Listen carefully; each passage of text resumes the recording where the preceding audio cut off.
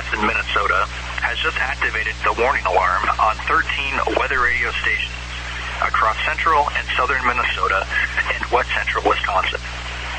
During dangerous weather situations, these specially built radios are automatically activated to warn for the hazard.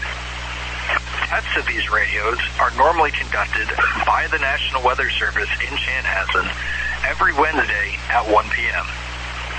If severe weather threatens the area near the normal test time, the test will be postponed until the next good weather day.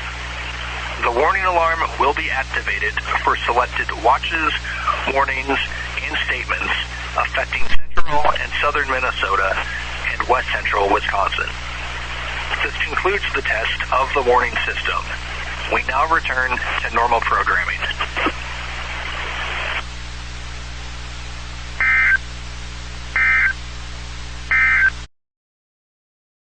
E65 Minneapolis.